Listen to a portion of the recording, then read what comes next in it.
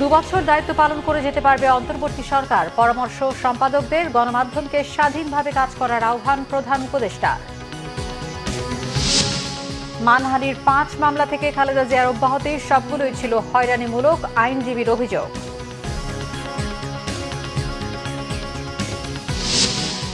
দুবাইয়ে বিক্ষোভকারী শ্রমিকদের সাধারণ ক্ষমা, কাজ করে যেতে পারবেন। ডোনাল্ড লুর সফরে গুরুত্ব পাবে পারস্পরিক সম্পর্কের বিষয়টি। সারা দেশে যৌথ বাহিনীর অভিযান মধ্যরাত থেকে। আশুলিয়ায় কর্মপরিবেশ স্বাভাবিক, ভাঙচুরে বহিরাগতরা দায়ী, অভিযোগ উপদেষ্টা। দেখছিলেন ক্রাউন সিমেন্ট সংবাদ শিরোনাম, এবারে বিস্তারিত। বর্তমান অন্তর্বর্তীকালীন সরকারের মেয়াদের যৌক্তিক সময় ন্যূনতম 2 বছর হতে পারে বলে মত সম্পাদকদের। প্রধান উপদেষ্টা ডক্টর মোহাম্মদ ইউনূস মতবিনিময়ে তাদের কাছে এই মেয়াদ কতদিন হতে পারে জানতে চাইলে সম্পাদকরা একথা বলেন। তবে সংস্কারের কার্যপরিধি অনুযায়ী এই মেয়াদ ঠিক করার ইঙ্গিত দেওয়া হয়। জাতীয় ঐক্যমত প্রতিষ্ঠায় গণমাধ্যমকে সোচ্চারভাবে সরকারের ভুল ত্রুটি তুলে ধরে স্বাধীনভাবে কাজ করার আহ্বান জানান প্রধান উপদেষ্টা। রুকনুজ্জামানের রিপোর্ট। সকল অংশীজনের সাথে মতবিনিময় করে বর্তমান সরকারের কার্যপরিধি তথা সংস্কারের রূপরেখা ঠিক করার অংশ হিসেবে মঙ্গলবার সম্পাদকদের সাথে মতবিনিময় করেন প্রধান উপদেষ্টা ডক্টর মোহাম্মদ ইউনূস। প্রধান উপদেষ্টা সরকারি বাসভবন যমুনায় অনুষ্ঠিত এই মতবিনিময় সভায় অন্তর্বর্তীকালীন সরকারের সংস্কার কর্মসূচি, মেয়াদ, সংবিধান সংশোধন বা পুনর্লিখন, গণমাধ্যমের স্বাধীনতা সহ নানা বিষয়ে আলোচনা হয়। উঠে আসে সাংবাদিকদের বিরুদ্ধে মামলার বিষয়ও। আমিরাতে 57 বাংলাদেশি শাস্তি মওকুফের ক্ষেত্রে প্রধান উপদেষ্টার ভূমিকার প্রশংসা করেন সাংবাদিকরা। প্রফেসর ইউনূস এবং তার সরকারের যে কর্মকাণ্ড, আমরা এটাকে সম্পূর্ণভাবে আমাদের একাত্মতা ঘোষণা করছি। আমরা চাই যে একটা নতুন দিগন্ত বাংলাদেশে উন্মোচিত হোক। তো সেখানে আমি একজন সম্পাদক হিসেবে আমি যে প্রশ্নটা উত্থাপন করেছি সেটা হচ্ছে সাংবাদিকদের নিশ্চয়তা এবং সাংবাদিকদের ব্যাপারে যে এরকম যত্রতত্র খুনের মামলা হচ্ছে এটা যেন বন্ধ হয় এবং এই ব্যাপারে সরকার যেন সুস্পষ্ট একটা অবস্থান নেন। সাংবাদিকদের যদি কোনো রকম দোষ থাকে, তারা যদি দুর্নীতির কারণে থাকে, তাদের সঙ্গে আলাদা মামলা হবে, কিন্তু এইভাবে যেন না হয়। আমরা এই সরকারের কাছ থেকে কতগুলো গুরুত্বপূর্ণ সংস্কার আমরা আশা করছি। সেই সংস্কারের মধ্যে সংবিধান পরিবর্তন, তারপরে আমরা বলেছি লোকাল গভর্নমেন্টকে স্ট্রেংথেন করা, তারপরে আমরা বিভিন্ন যে স্বায়ত্তশাসিত সংস্থাগুলো আছে, anti corruption commission, human rights commission, election commission, এবং উনি আমাদেরকে বলেছেন যে উনি সম্পূর্ণরূপে স্বাধীন সাংবাদিকতা বিশ্বাস করেন এবং আমাদের কাছে ওনার বিশেষ আবেদন হচ্ছে যে আমরা যেন সোচ্চারভাবে এই সরকারের ভুল ত্রুটি হলে আমরা যেন নির্দ্বিধায় সেটা কাগজে ছাপি। পরে ফরেন সার্ভিস একাডেমিতে সম্পাদকদের সাথে প্রধান উপদেষ্টার মতবিনিময়ের ব্যাপারে ব্রিফিং করেন প্রধান উপদেষ্টার প্রেস উইং। উনি বাংলাদেশের যারা টপ এডিটর সবাইকে জিজ্ঞেস করেছেন, আপনারাই বলেন যৌক্তিক সময়টা কতটুকু বা কি কি কাজ করতে হবে, বেসিক মিনিমাম কাজটা কতটুকু। সবাই বলেছেন যে মিনিমাম 2 বছর বা 2 বছর একটু কম যাতে এই গভর্নমেন্টের মেয়াদ হয়। বাট বেশিরভাগই এই যৌক্তিক সময় নিয়েও বলতে চান না। তারা বলেছেন যে যে এজেন্ডাটা বা যেই কাজটা ওনারা করবেন সেই কাজটাই আসলে ডিটারমাইন করবে ওনারা কতদিন থাকবে। গণমাধ্যমের কণ্ঠরোধে বিভিন্ন কালো আইন বাতিলের ব্যাপারে সম্পাদকদের আশ্বাস দেন প্রধান উপদেষ্টা। আমরা চাই একটা ভাইব্রেন্ট মিডিয়া, এন্ড ভাইব্রেন্ট মিডিয়ার জন্য যতটুকু করা প্রয়োজন সেটা সবগুলোই করা হবে। এবং মিডিয়া ফ্রিডম ফুললি, আপনারা দেখেছেন তো পুরো 1 মাসের মতো এই ইন্টারিম গভর্নমেন্ট ক্ষমতায় এসছে। মিডিয়ার বিষয়ে, মিডিয়া ফ্রিডমের বিষয়ে পুরো সবাই ঐক্যমত যে এটা নন নেগোশিয়েবল। গণমাধ্যমকে কার্যকর ও প্রাণবন্ত করতে সরকার কাজ শুরু করেছে বলেও সাংবাদিকদের জানান প্রধান উপদেষ্টা। আমি দেখেছি যে আমাদের রুকনুজ্জামান, বাংলা ভিশন, ঢাকা। এদিকে প্রধান উপদেষ্টা অধ্যাপক মোহাম্মদ ইউনূস বলেছেন, শিল্প কারখানা নিরাপত্তা দেয়া সরকারের প্রথম দায়িত্ব। শিল্পাঞ্চলের সহিংসতা ও আক্রমণ প্রতিরোধে সরকার সচেষ্ট। এই খাতের প্রবৃদ্ধিকে অনন্য উচ্চতায় নিয়ে যাওয়ার কথা বলেন তিনি। রাষ্ট্রীয় অতিথি ভবন যমুনায় ব্যবসায়ী নেতাদের সঙ্গে বৈঠকে প্রধান উপদেষ্টা এসব কথা বলেন। ইন্টারন্যাশনাল চেম্বার অব কমার্সের সভাপতি মাহবুর রহমানের নেতৃত্বে 6 সদস্যের ব্যবসায়ী প্রতিনিধি দল প্রধান উপদেষ্টার সাথে বৈঠক করেন। এ সময় বিভিন্ন শিল্প প্রতিষ্ঠানে অগ্নিকাণ্ড ও ভাঙচুরের বিষয়টি প্রধান উপদেষ্টার নজরে আনেন তারা। শিল্প প্রতিষ্ঠান নিরাপত্তা নিশ্চিতে প্রয়োজনীয় পদক্ষেপ নেওয়ার আহ্বান জানানো হয় বৈঠকে। শিল্প প্রতিষ্ঠানের নিরাপত্তা নিশ্চিত করতে অন্তর্বর্তীকালীন সরকার প্রয়োজনীয় পদক্ষেপ নেবেন বলে ব্যবসায়ী নেতাদের আশ্বস্ত করেন প্রধান উপদেষ্টা। বৈঠক শেষে সাংবাদিকদের এসব কথা জানান মাহবুবুর রহমান। এরা কিন্তু আমার কোনো শ্রমিক না, এরা বাইরের লোক, বহিরাগত। কারা এটা আমরা জানি না, কারা এটা করতেছে। এটা এমনও হতে পারে যে এই সরকারকে একটু ব্যতিব্যস্ত করার জন্য, বিব্রত করার জন্য কিছু লোক এটার পিছনে আসে, থাকতে পারে। তো আমরা বলছি যে সব দিকে আপনি দেখি বিবেচনা করে আপনার ল এনফোর্সিং এজেন্সির সাথে কথা বলেন, ওদেরকে কথা বলে ওদেরকে সেইভাবে আপনি ইনস্ট্রাকশন দেন। মানহানির 5 মামলায় অব্যাহতি পেলেন বিএনপি চেয়ারপারসন ও সাবেক প্রধানমন্ত্রী বেগম খালেদা জিয়া। এর মধ্যে 2টো মামলা জন্মদিন পালন ও মুক্তিযোদ্ধাদের কটূক্তির মিথ্যা অভিযোগ দায়ের করা। বাকি 3টি মামলা ছিল মানহানির অভিযোগে। ঢাকার মেট্রোপলিটন ম্যাজিস্ট্রেট আদালতের বিচার কাজ এই আদেশ দেন। আইনজীবীদের অভিযোগ, 4 বছর আগে বাদী মৃত্যুবরণ করলেও এতদিন হয়রানি করতে মিথ্যে মামলা ঝুলিয়ে রাখা হয়েছিল। রিপোর্ট করছেন এস এম ফয়েজ। বিএনপির চেয়ারপারসন ও সাবেক প্রধানমন্ত্রী বেগম খালেদা জিয়ার বিরুদ্ধে 2016 সালে মুক্তিযোদ্ধাদের সংখ্যা নিয়ে কটূক্তির অভিযোগ সহ 4টি মানহানির মামলা করে বাংলাদেশ জননেত্রী পরিষদের সভাপতি এবি সিদ্দিকী। একই বছরের 30 আগস্ট ভুয়া জন্মদিন পালনের অভিযোগে বেগম খালেদা জিয়ার বিরুদ্ধে আরেকটি মামলা করেন সাংবাদিক গাজী জহিরুল ইসলাম।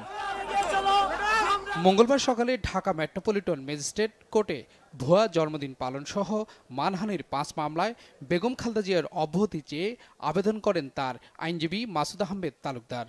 কিছু মামলা রাষ্ট্রের অথরিটি নিয়ে করতে হয়, সে সকল মামলায় স্যাংশন নিয়ে করতে হয়। অর্থাৎ আওয়ামী লীগের আমলে ম্যাডাম খালেদা জিয়ার বিরুদ্ধে কোনো মামলা করার জন্য কোনো স্যাংশনের প্রয়োজন হতো না। আমরা আদালতে যখন বলতাম তখন ওই সমস্ত স্যাংশন ব্যাকডেটে সরকার দিয়ে দিতেন, সরকারের পৃষ্ঠপোষকতা থাকতো, মামলা চলমান ছিল। আজকে দীর্ঘদিন পর আদালতের কাছে আমরা বিষয়টা লিখিতভাবে অবহিত করেছি। বিজ্ঞ আদালত আজকে জনাব এসিএমএম মাহবুবুল আলম এবং আরেকজন এসিএম তোফাজ্জল হোসেন, তারা ম্যাডামের 5টি মামলায় তাকে খালাস দিয়েছেন।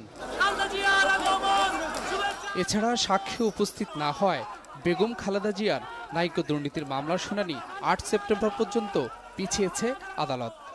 দেশনেত্রী বেগম খালেদা জিয়ার বিরুদ্ধে দায়েরকৃত মিথ্যা বানোয়াট একটা কল্পকাহিনী দিয়ে ন্যায়িক মামলাটি দায়ের করা হয়েছিল। এই মামলার সাক্ষ্য প্রমাণ প্রায় শেষ হয়ে গিয়েছে। আমরা আজকে আদালতে বলেছিলাম যেহেতু মামলাটি সাক্ষ্য আসে নাই, রাষ্ট্রপক্ষ 3 তারিখ যেহেতু সাক্ষী আসে নাই, সেহেতু আমরা বলেছি মামলাটির যেহেতু কোনো মেরিট নাই, আমরা মামলাটি ক্লোজ চেয়েছিলাম, যে মামলার কার্যক্রম শেষ করার জন্য বলেছি কোর্টকে। কোর্ট বলেছে যদি সাক্ষী না আসে নেক্সট ডেট 8-9 তারিখে সাক্ষী না আসলে মামলার কার্যক্রম শেষ করে মামলা আর্গুমেন্টে চলে যাবে। শেখ হাসিনা সরকারের পতনের পরপরই গেল 6 আগস্ট রাষ্ট্রপতির নির্দেশে মুক্তি দেওয়া হয় বিএনপির চেয়ারপারসন বেগম খালেদা জিয়াকে। S M Faiz, Bangla Vision, Dhaka. BDR হত্যাকাণ্ডের বিচার চাওয়া চাকরিচ্যুত সেনা কর্মকর্তাদের চাকরিতে পুনর্বহালের দাবি জানিয়েছে বিএনপি।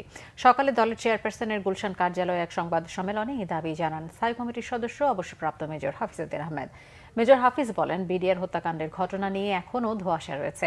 বলেন, সরকার এই হত্যাকাণ্ডের তদন্ত নতুন করে করার উদ্যোগ নিয়েছে, যাকে স্বাগত জানিয়েছে বিএনপি। হাফিজউদ্দিন আহমেদ অভিযোগ করেন, 2009 সালে তৎকালীন সরকার প্রধান ও সরকারি দলের যোগ সাজসেই বিডিআর হত্যাকাণ্ড হয়েছিল।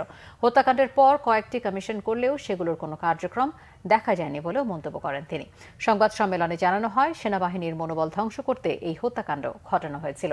শেখ হাসিনা অফিসারদের নিয়ে বৈঠক করলে সেখানে হত্যাকাণ্ডের বিচারে দাবি করা 50 থেকে 60 জন অফিসারকে চাকরি ছাড়তে বাধ্য করা হয়। তাদেরকে সেনাবাহিনীতে পুনর্বহালের দাবি জানান বিএনপির স্থায়ী কমিটির এই সদস্য।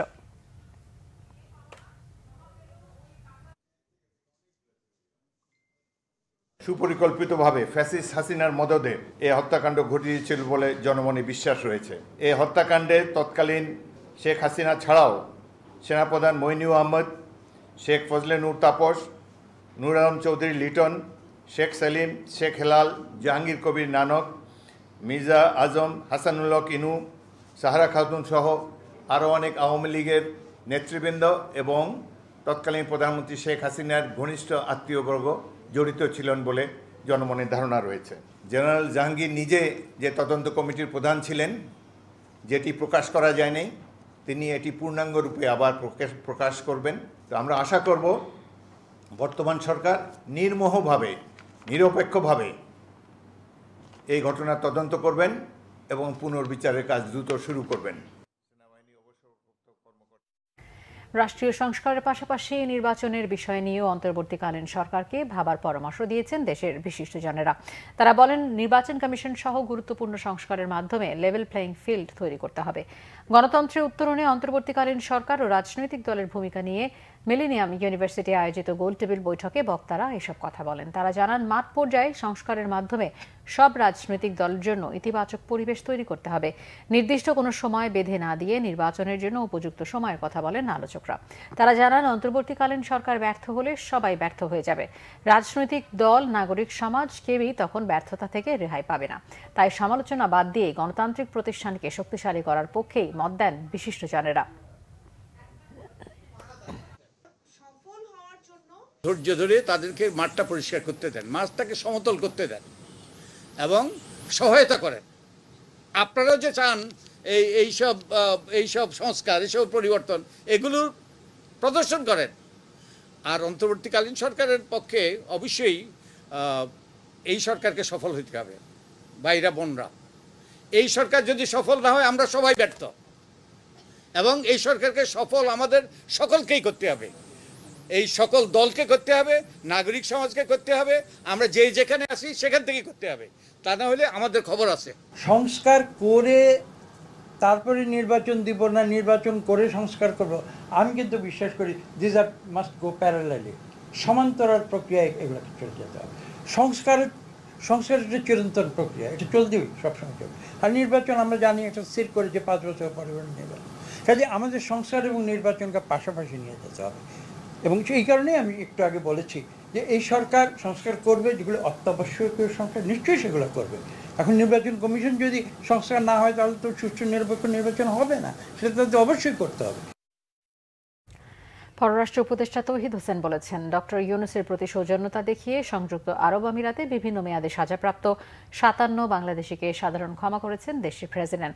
তাদের দেশে আসতে হবে না বলেও জানান তিনি। যুক্তরাষ্ট্রের উপসহকারী পররাষ্ট্রমন্ত্রী ডোনাল্ডুর আসন্ন সফরে দ্বিপক্ষীয় বিষয়ের পাশাপাশি র্যাবের উপর নিষেধাজ্ঞার প্রসঙ্গ উঠতে পারে বলে জানান তিনি।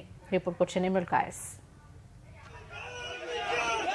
শেখ হাসিনার সরকার বিরোধী ছাত্র জনতার আন্দোলনে সংহতি জানিয়ে বিক্ষোভ করায় 57 প্রবাসী বাংলাদেশিকে যাবজ্জীবন সহ বিভিন্ন মেয়াদে কারাদণ্ড দেয় সংযুক্ত আরব আমিরাত। পরবর্তীতে তাদের মুক্ত করতে উদ্যোগ নেয় অন্তর্বর্তী সরকার। দেশটির প্রেসিডেন্টের সঙ্গে কথা বলেন প্রধান উপদেষ্টা ডক্টর মোহাম্মদ ইউনূস। এরই আলোকে আমিরাত সরকার 57 বাংলাদেশিকে সাধারণ ক্ষমা করেছে বলে জানান পররাষ্ট্র উপদেষ্টা। মন্ত্রণালয়ে সাংবাদিকদের এ তথ্য জানান তিনি। তাদেরকে সাধারণ ক্ষমার আওতায় ক্ষমা করা হয়েছে এবং তারা এখন মুক্ত মানুষ হিসাবে থাকতে পারবে। তো এটা কার্টেসি দেখানো হয়েছে ডক্টর ইউনূসের প্রতি। আমরা অত্যন্ত আনন্দিত যে ইউএইর প্রেসিডেন্ট এটা ক্ষমা করেছেন এবং তারা এই মানুষগুলো এবং তাদের পরিবার একটা বিরাট বিপদ থেকে মুক্ত হয়েছে। আমি যতটুকু জানি ওখানে কাজ করতে পারবে, দেশে ফেরত পাঠাবে না। যুক্তরাষ্ট্রের সহকারী পররাষ্ট্রমন্ত্রী ডোনাল্ড লুর আসন্ন সফরে দুদেশের স্বার্থ সংশ্লিষ্ট সব বিষয়ে আলোচনা হবে বলে জানান তিনি। শুধু লুর সফর না, তার সাথে একটা টিমও আসবে। লু বরং রিলেটিভলি কম সময় এখানে থাকবেন, কিন্তু তার টিম, ট্রেজারির এবং টিম মেম্বাররা যারা আছে তারা বিভিন্ন অন্যান্য প্রতিষ্ঠানের সাথেও মিটিং করবে এবং সেখানে এটা আসলে পারস্পরিক স্বার্থ সংশ্লিষ্ট বিষয় নিয়েই কথা হবে। আর কোনো রোহিঙ্গাকে ঢুকতে দেওয়া হবে না বলে জানান পররাষ্ট্র উপদেষ্টা। তিনি বলেন, প্রধান উপদেষ্টা জাতিসংঘের সাধারণ অধিবেশনে যোগ দিতে 5 দিনের জন্য চলতি মাসের 22 তারিখ যুক্তরাষ্ট্র যাবেন। ইমরুল কায়েস, বাংলাভিশন, ঢাকা। অস্ত্র উদ্ধারে আজ মধ্যরাত থেকে সারা দেশে একযোগে যৌথ বাহিনীর অভিযান শুরু হবে জানিয়েছেন স্বরাষ্ট্র উপদেষ্টা অবসরপ্রাপ্ত লেফটেন্যান্ট জেনারেল জাহাঙ্গীর আলম চৌধুরী। সচিবালয়ে আইন শৃঙ্খলা সংক্রান্ত উপদেষ্টা কমিটির সভা শেষে ব্রিফিংয়ে তিনি বলেন, মাদকের গডফাদারদের ধরতেও চালানো হবে অভিযান। এদিকে স্বরাষ্ট্র মন্ত্রণালয়ের পক্ষে সতর্কীকরণ বিজ্ঞপ্তিতে জানানো হয়, সাম্প্রতিক সময়ে জননিরাপত্তা বিঘ্নকারী কার্যকলাপের সাথে জড়িতদের বিরুদ্ধেও ব্যবস্থা নেওয়া হবে। চলবে অভিযান। রিপোর্ট সৈয়দ আব্দুল মুহিতের। 5 আগস্ট সরকার পতনের পর বিভিন্ন থানা থেকে অস্ত্র ও গোলাবারুদ লুটপাট হয়। সেই অস্ত্র জমা দিতে আলটিমেটাম দেয় অন্তর্বর্তী সরকার। গত 25 আগস্ট স্বরাষ্ট্র মন্ত্রণালয় থেকে 2009 সালের জানুয়ারি থেকে 2024 সালের 5 আগস্ট পর্যন্ত দেয়া অস্ত্রগুলির লাইসেন্স বাতিল করা হয়। মহানগর এলাকায় পুলিশ কমিশনার, জেলা পর্যায়ে পুলিশ সুপারের নেতৃত্বে সশস্ত্র বাহিনী, বিজিবি, কোস্টগার্ড, পুলিশ, র্যাব ও আনসার সদস্যদের সাথে যৌথ অভিযানে থাকছেন গোয়েন্দা সংস্থার সদস্যরাও। আইন শৃঙ্খলা পরিস্থিতি কিভাবে আরও উন্নতি করা যায় এবং এই ব্যাপারে আমরা কিছু কিছু পদক্ষেপও নিব। তারপরে আপনারা সবাই জানেন যে আজ কিন্তু শেষ হয়ে যাচ্ছে অবৈধ বা বৈধ সব অস্ত্র জমা দেওয়ার শেষ তারিখ। আগামীকাল রাত 12টা থেকে আমাদের যৌথ বাহিনীর অপারেশন শুরু হবে হাতিয়ার কালেকশনের জন্য। আমি এই ব্যাপারেও আমি আপনাদেরও সহযোগিতা চাচ্ছি যেন আমরা অবৈধ অস্ত্রগুলি কালেক্ট করতে পারি। সচিবালয়ের স্বরাষ্ট্র উপদেষ্টা জানান, মাদকের গডফাদারদের বিরুদ্ধেও ব্যবস্থা নেওয়া হবে। মাদক নিয়ন্ত্রণটা আমাদের জন্য খুবই জরুরি। এই জন্য আমরা বিভিন্ন ধরনের পদক্ষেপ নিতে যাচ্ছি যেন এটা নিয়ন্ত্রণের ভিতরে চলে আসে এবং মাদকের গডফাদারদের যেন আমরা আইনের আওতায় আনতে পারি। আসন্ন দুর্গাপূজা নির্বিঘ্ন পালন করতে সর্বোচ্চ সতর্ক থাকবে আইন শৃঙ্খলা বাহিনী। পূজাটা যেন সুষ্ঠুভাবে হতে পারে। এদিকে স্বরাষ্ট্র মন্ত্রণালয় থেকে পাঠানো এক সতর্কীকরণ বিজ্ঞপ্তিতে বলা হয়েছে, জননিরাপত্তা বিঘ্নকারী কার্যকলাপের বিরুদ্ধে আইনগত ব্যবস্থা নেবে সরকার। দলমত নির্বিশেষে দুষ্কৃতিকারীদের চিহ্নিত করে অভিযান চালানো হবে। সৈয়দ আব্দুল মুহিত, বাংলা ভিশন, ঢাকা। শ্রমিক নয়, শিল্প কারখানায় হামলা ভাঙচুরের সাথে জড়িত বহিরাগত ও দুষ্কৃতকারীরা চিহ্নিত। এদের বিরুদ্ধে কঠোর ব্যবস্থা নেওয়ার হুঁশিয়ারি দিয়েছেন শ্রম ও কর্মসংস্থান উপদেষ্টা আসিফ মাহমুদ সজীব ভুঁইয়া। আগামী 2-3 দিনের মধ্যে শিল্প কারখানার পরিস্থিতি পুরোপুরি শান্ত হয়ে আসবে বলে আশা প্রকাশ করেন তিনি। রিপোর্ট সৈয়দ আব্দুল মুহিতের। গত কয়েকদিন ধরে হামলা ভাঙচুরে অস্থির শিল্পাঞ্চল সাভার, আশুলিয়া, গাজীপুর। বাধ্য হয়ে অনেক মালিক কারখানা বন্ধ করে দেন। এ অবস্থায় সোমবার যৌথ বাহিনী মোতায়েনের পর পরিস্থিতির উন্নতি হতে শুরু করে। মঙ্গলবার শ্রমিকদের অনেকেই কাজে যোগ দিয়েছেন। সচিবালয়ের শ্রম কর্মসংস্থান উপদেষ্টা আসিফ মাহমুদ জানান, মালিক ও শ্রমিকদের সাথে আলোচনা হয়েছে, পরিস্থিতি দ্রুতই স্বাভাবিক হয়ে আসবে। চিহ্নিত করা গেছে যে কারা এই সমস্যাটাকে উস্কে দিচ্ছে এবং বহিরাগত কারা আসছে। সেই জায়গা থেকে শ্রমিকরাও যথেষ্ট সতর্ক অবস্থানে আছেন। সেই জায়গা থেকে আমরা আশা করি যে আগামী 2-1 দিনের মধ্যে পরিস্থিতি স্বাভাবিক হয়ে আসবে। শ্রম উপদেষ্টা হুঁশিয়ারি দেন, শিল্প কারখানায় হামলা ও ভাঙচুরে জড়িতদের বিরুদ্ধে কঠোর ব্যবস্থা নেওয়া হবে। পোশাক শিল্পের বাজার দখলে উস্কানির অভিযোগও করেন তিনি। শ্রমিকদের যেই ন্যায্য দাবি দেওয়া আছে সেগুলোর বিষয়ে আমরা আলোচনা করছি শ্রমিক নেতৃবৃন্দের সাথে। যারা ষড়যন্ত্র করছে এবং দুষ্কৃতিকারী যারা আছে তাদের বিরুদ্ধে সরকার কঠোর ব্যবস্থা নেবে। এ ব্যাপারে কোনো ছাড় দেওয়া হবে না। ঝুট ব্যবসা দখলের জন্য সেখানে কিছু আনরেস্ট তৈরি করা হচ্ছে এবং এখানে কিছু রাজনৈতিক দলের নেতৃবৃন্দ এতে অংশগ্রহণ করছেন। আমরা সে ব্যাপারটি সমাধানের জন্য সরকার কঠোর ব্যবস্থা নেবে। 2023 সালে শ্রমিকদের বিরুদ্ধে করা মামলা প্রত্যাহার এবং শ্রমিকদের বেতন পরিশোধে মালিকদের সফট লোন দেওয়ার বিষয়টি বিবেচনা করছে সরকার। সৈয়দ আব্দুল মুহিত, বাংলা ভিশন, ঢাকা। চলতি বছরের জুন প্রান্তিক শেষে দেশের ব্যাংক খাতে খেলাপি ঋণ বেড়ে দাঁড়িয়েছে 2,11,391 কোটি টাকায়, যা মোট বিতরণ করা ঋণের 12.56%। বাংলাদেশ ব্যাংকের খেলাপি ঋণের হালনাগাদ প্রতিবেদন থেকে এই তথ্য উঠে আসে। প্রতিবেদন বলছে 2024 সালের জুন প্রান্তিক শেষে ব্যাংকগুলোর মোট ঋণ স্থিতি 16,83,396 কোটি টাকা। 3 মাস আগে চলতি বছরের মার্চ প্রান্তিক শেষে খেলাপি ঋণের পরিমাণ ছিল 1,82,295 কোটি টাকা, যা ছিল মোট বিতরণের 11.11%। সেই হিসেবে জুন প্রান্তিকে খেলাপি ঋণ বেড়েছে 29,096 কোটি টাকা। গত ডিসেম্বর প্রান্তিক শেষে খেলাপি ঋণ ছিল 1,45,633 কোটি টাকা, অর্থাৎ বছরের প্রথম 3 মাসে বেড়েছিল 36,662 কোটি টাকা। এই খাত সংশ্লিষ্টরা জানান, জালিয়াতির মাধ্যমে বিতরণ করা ঋণ আর ফেরত আসছে না। অন্যদিকে সরকার পতনের পর এরই মধ্যে আওয়ামী লীগ ঘরানার বেশিরভাগ ব্যবসায়ী পালিয়েছেন।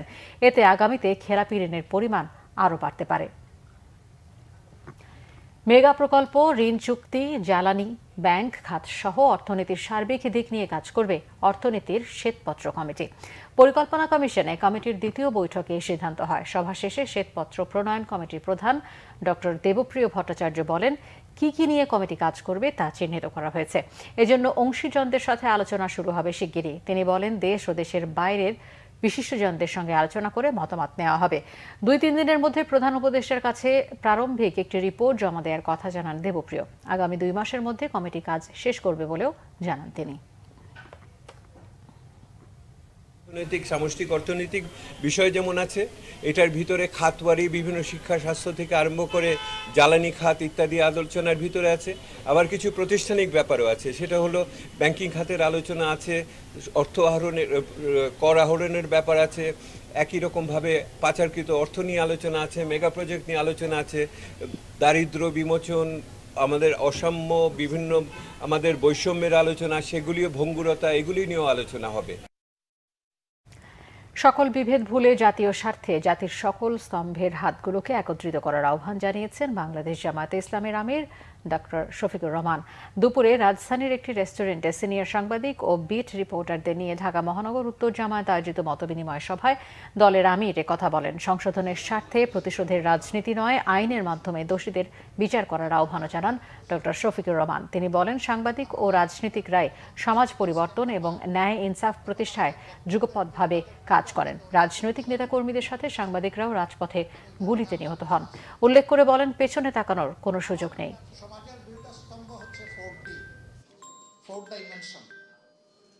এখন জাতি হিসাবে ঐক্যবদ্ধভাবে সামনে কিভাবে আমরা আগাবো, আমরা সেই রোডম্যাপ তৈরি করি সবাই মিলে। এখানে জাতির সকল স্তম্ভের হাতগুলোকে জাতীয় স্বার্থে এক জায়গায় আসতেই হবে। এই জায়গায় কোনো বিভাজন চলবে না। একটা জাতি যখন ঐক্যবদ্ধ থাকে, গোটা বিশ্ব তাদেরকে সম্মান করতে বাধ্য হয়। আর জাতিটা যখন বিভক্ত হয়ে পড়ে, তখন তাদের মাথার উপর সবাই মাতব্বরি করে এবং এতে ওই জাতির শুধু ক্ষতির পরিমাণ বাড়ে, এ জাতি লাভবান হয় না। 8 বছর গুম থেকে ফিরে দায়ীদের শাস্তি দাবি করলেন জামায়াতে ইসলামের সাবেক আমির গোলাম আজমের ছেলে, সাবেক সেনা কর্মকর্তা ব্রিগেডিয়ার জেনারেল আব্দুল্লাহ হিল আমান আজমি। নির্যাতনের বর্ণনা দিতে গিয়ে বারবার কান্নায় ভেঙে পড়েন তিনি। এ সময় তিনি 1972 সালে করা বাংলাদেশের সংবিধান অবৈধ উল্লেখ করে নতুন সংবিধান প্রণয়নের দাবি জানান। বিস্তারিত জানাচ্ছেন জিয়া খান। 2016 সালের 22 আগস্ট রাতে মগবাজারের বাসা থেকে আইনশৃঙ্খলা বাহিনীর পরিচয়ে তুলে নিয়ে যাওয়া হয় সাবেক সেনা কর্মকর্তা ব্রিগেডিয়ার জেনারেল আব্দুল্লাহ হিল আমান আজমিকে। 8 বছর গুম থাকার পর শেখ হাসিনা সরকারের পতনের পর 8 আগস্ট পরিবারের কাছে ফেরেন তিনি। গুমের বিষয়ে অনলাইনে ভার্চুয়ালি সংবাদ সম্মেলনে আজমি বলেন, মূলত দুটি কারণেই বন্দী করে রাখা হয়েছিল তাকে। এই দেশের পররাষ্ট্র মন্ত্রণালয় এবং প্রতিরক্ষা মন্ত্রণালয় ভারতের নিয়ন্ত্রণে থাকবে। আমি দেশবাসীর কাছে জানতে চাই, আপনারা বলেন এটা কি স্বাধীনতার চুক্তি, মৈত্রী চুক্তি না গোলামের চুক্তি? আমি এগুলির বিরুদ্ধে সবসময় সোচ্চার ছিলাম। সেনাবাহিনীর চাকরি করা অবস্থায় আমি এগুলি বলতে পারিনি। 2009 সাল থেকে আমি বলেছি, এটাই ছিল আমার অপরাধ, এটা আমার বড় অপরাধ ছিল। আর অপরাধ, আমি অধ্যাপক গোলাম আজমের ছেলে, এই কারণে তারা আমাকে নিয়ে বন্দি করে রেখেছে। বন্দি থাকা অবস্থায় নির্যাতনের বর্ণনা দিতে গিয়ে কান্নায় ভেঙে পড়েন আজমি। আমার ওখানে দিনগুলো কিভাবে কেটেছে এগুলো আমি মনে করে আমার বুক ফিরে যায়। আমি এগুলি ওই দুর্ধর্ষ ওই বিভীষিকাময় দিনগুলোর কথা মনে করতে চাই না। আমার চোখ 41,000 বারের মতো আমি হিসাব করেছি এই 8 বছরে মোট 41,000 মতো আমার হাত করা পড়েছে। আমার হাতের এখানে শত শত দাগ হয়ে গেছে। আমার চোখের এখানে চোখ এত জোরে বাঁধতো, চোখের মনি মনে হয় ফেটে যাচ্ছে। আমি অনুরোধ করতাম, একটু ঢিলা করে বাঁধেন, একটু ঢিলা করে বাঁধেন। আমার চোখে মনি ব্যথা হচ্ছে, আমার নাককে চাপ পড়ছে, আমি শ্বাস নিতে পারছি না। কোনো মায়া দয়াহীন ছিল না, আর কষ্ট লাগতো। পিলখানা হত্যাকাণ্ডে দায়ীদের শাস্তিও দাবি করেন তিনি। আমার 57 জন শহীদ বিডিআর নির্মম হত্যাকাণ্ডে 57 জন শহীদ বীর ভাইয়ের রক্তের বদলা চাই। কোরআনে আছে, খুনের বদলা খুন। আমার এই 57 জন আমার কলেজার টুকরা ভাই, বাংলাদেশ সেনাবাহিনী কেন, কোনো সেনাবাহিনীতে general Shakil, general colonel Gulzar, colonel Itkuddullah Rahman Shafiq, colonel এমদাদের মতো অফিসার তৈরি হওয়া খুব কঠিন ব্যাপার। এই সমস্ত অফিসারকে যারা খুন করেছে, যারা খুনের পরিকল্পনা করেছে, যারা উপদেশ দিয়েছে, পরামর্শ দিয়েছে, বাস্তবায়ন করেছে, এদের সবার বিরুদ্ধে দৃষ্টান্তমূলক শাস্তির ব্যবস্থা গ্রহণ করা হোক। বাংলাদেশের নতুন সংবিধান প্রণয়নেরও দাবি জানান আজমি। 1970 সালে আওয়ামী লীগ জনগণের কাছ থেকে ম্যান্ডেট নিয়েছিল পাকিস্তানের সংবিধানের অধীনে পাকিস্তান রাষ্ট্র পরিচালনার জন্য, স্বাধীন বাংলাদেশের স্বাধীন সংবিধান রচনা করে নয়। তারা 1972 সালে পাকিস্তান আমাদের যুদ্ধ চাপিয়ে দিয়েছে, আমরা যুদ্ধ করে স্বাধীন হয়েছি, আলহামদুলিল্লাহ। কিন্তু তারা জনগণের কাছ থেকে নতুন সংবিধানের প্রণয়নের কোনো ম্যান্ডেট নেয়নি। সুতরাং এই সংবিধান আমার দৃষ্টিতে বৈধ নয়। একটা নতুনভাবে কমিটি করে নতুন সংবিধান প্রণয়ন কমিটি করে একটা নতুন সংবিধান করে এটা বাতিল করা হোক। অন্য ধর্মের প্রতি সহনশীল হতে সকলকে আহ্বান জানান আব্দুল্লাহিল আমান আজমি। জিয়া খান, বাংলা ভিশন, ঢাকা। দুর্বল ব্যাংকগুলোকে ঘুরে দাঁড়াতে ডিসেম্বর পর্যন্ত সহায়তা চেয়েছেন ন্যাশনাল ব্যাংকের চেয়ারম্যান ও এফবিসিসিআই এর সাবেক সভাপতি আব্দুল আওয়াল মিন্টু। পরিচালনা পর্ষদ পুনর্গঠন করা 7 ব্যাংকের ঝুঁকিপূর্ণ ঋণের বিষয়ে মঙ্গলবার ব্যাংকগুলোর সঙ্গে বৈঠক শুরু করেন বাংলাদেশ ব্যাংকের governor doctor Hasan H Mansur. প্রথম দিনের বৈঠকে অংশ নেন আব্দুল আওয়াল মিন্টুর নেতৃত্বে গঠিত ন্যাশনাল ব্যাংকের পুনর্গঠিত পরিচালনা পর্ষদ। প্রায় 1.5 ঘণ্টার বৈঠক শেষে আব্দুল আওয়াল মিন্টু সাংবাদিকদের জানান, শুধু ন্যাশনাল ব্যাংক নয়, সব বাণিজ্যিক ব্যাংকে ঘুরে দাঁড়াতে সহায়তার আশ্বাস দিয়েছেন গভর্নর। নিজেদের ব্যাংকে তারল্য সংকটে নেই দাবি করে তিনি জানান, ঝুঁকিপূর্ণ ঋণ আদায়ের সম্ভব সবকিছু করবে ন্যাশনাল ব্যাংক। আমরা ব্যাংকিং আইন ফলো করে যেখানে যেখানে অ্যাবনর্মাল বা কাজকর্ম ঠিক হয় নাই, আইন ভঙ্গ করা হয়েছে, এই সবগুলার ব্যাপারে আমরা ইমিডিয়েট পদক্ষেপ নিচ্ছি। যার বিরুদ্ধে আমাদের কোর্টে যাওয়া সেখানে যাব এবং যেভাবে হোক আমাদের টাকাটা আমরা উদ্ধার করব। বাট এছাড়া আমাদের ব্যাংক এমনি সব ঠিক আছে, কোনো অসুবিধা নাই। বাংলাদেশ ব্যাংক তাদের অথরিটির ভিতর আছে, they can create the money through instrument, not only printing money. So আমরা চাচ্ছি যে আমাদের এখন যে যতটুকু আমাদের সমস্যা আছে সেই সমস্যাটা যদি আমাদেরকে একটু সাহায্য সহযোগিতা করে এই মুহূর্তে, আমরা আশা করি ডিসেম্বরের পরে আমাদের আর কোনো সাহায্য লাগবে না। ফার্মাসিউটিক্যাল ইন্ডাস্ট্রিতে শ্রমিকেরা বিভিন্ন দাবিতে আইন বহির্ভূতভাবে কিছুদিন ধরে আন্দোলন করছে এবং ভাঙচুর করছে, এতে ক্ষতিগ্রস্ত হচ্ছে ওষুধ শিল্প। এটা সঠিক সমাধান করে ওষুধ শিল্পকে সচল রাখার আহ্বান জানিয়েছেন বাংলাদেশ ঔষধ শিল্প সমিতির নেতারা। সন্ধ্যায় বাংলাদেশ ঔষধ শিল্প সমিতির কার্যালয়ে সংবাদ সম্মেলন করে এই আহ্বান জানান। এ সময় সমিতির নেতারা বলেন, ফার্মাসিউটিক্যাল ইন্ডাস্ট্রিতে বিগত 50 বছর ধরে কোনো শ্রমিক উত্তেজনা বা আন্দোলন হয়নি। দেশের বিভিন্ন জায়গায় অনেকগুলো ফার্মাসিউটিক্যাল ইন্ডাস্ট্রিতে শ্রমিকরা বিভিন্ন দাবিতে আইন বহির্ভূতভাবে আন্দোলন করছে এবং ভাঙচুর করছে। তারা অনেক ফ্যাক্টরিতে কর্মকর্তাদের প্রবেশে বাধা দিচ্ছে, ফলে ফ্যাক্টরিতে উৎপাদন কাজ ব্যাহত হচ্ছে। এভাবে চলতে থাকলে কোম্পানিগুলো বন্ধ হয়ে যেতে পারে, এতে দেশে ঔষধের সংকট দেখা দেবে বলে শঙ্কা করছেন নেতারা। আন্তর্জাতিকভাবে স্বীকৃত, স্বনির্ভর এবং ক্রমবর্ধমান ঔষধ শিল্পের বিকাশকে বাধাগ্রস্ত করার জন্য এবং এই শিল্পকে ধ্বংস করার সুদূর প্রসারী চক্রান্তে একটি অশুভ শক্তি সক্রিয় ভূমিকা পালন করছে বলে অভিযোগ তাদের। আরও কিছু খবর নিয়ে রয়েছে ডেস্ক রিপোর্ট। বন্যা দুর্গত এলাকার মানুষের মাঝে বিতরণের জন্য বিএনপির কেন্দ্রীয় ত্রাণ তহবিলে নগদ অর্থ ও ত্রাণ সামগ্রী দিয়েছে ময়মনসিংহের হালুয়াঘাট উপজেলা ও পৌর বিএনপি সহযোগী সংগঠনের নেতাকর্মী এবং জনসাধারণ।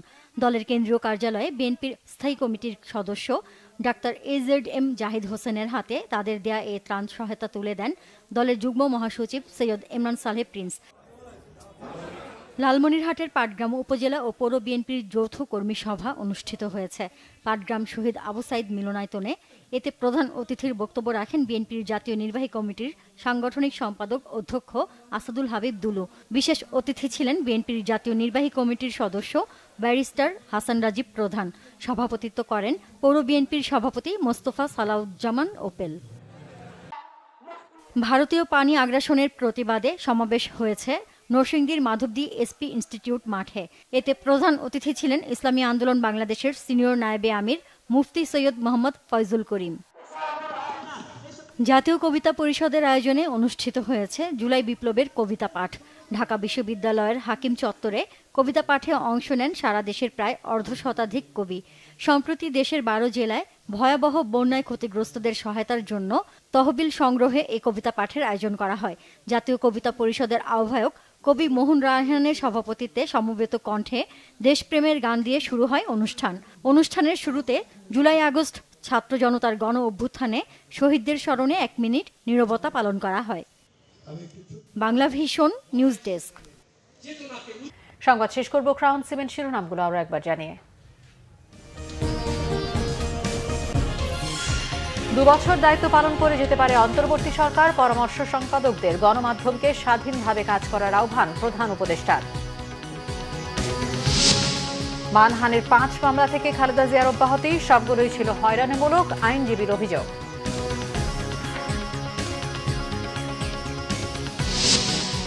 দুবাইয়ে বিক্ষোভকারী শ্রমিকদের সাধারণ ক্ষমা কাজ করে যেতে পারবেন। ডোনাল্ড লুর সফরে গুরুত্ব পাবে পারস্পরিক সম্পর্কের বিষয়টি। সারা দেশে যৌথ বাহিনীর অভিযান মধ্যরাত থেকে। আশুলিয়ায় কর্মপরিবেশ স্বাভাবিক, ভাঙচুরে বহিরাগতরা দায়ী, অভিযোগ উপদেষ্টার। এই ছিল এখনকার মতো। পরের সংবাদ রাত 1টায় দেখার আমন্ত্রণ রইল। এছাড়া বাংলাভিশন সংবাদ ও সংবাদ সংশ্লিষ্ট অনুষ্ঠান দেখতে ভিজিট করুন www.bbnews24.com ও facebook.com/banglavisionnews এবং সাবস্ক্রাইব করুন youtube.com/banglavisionnews। ধন্যবাদ সবাইকে।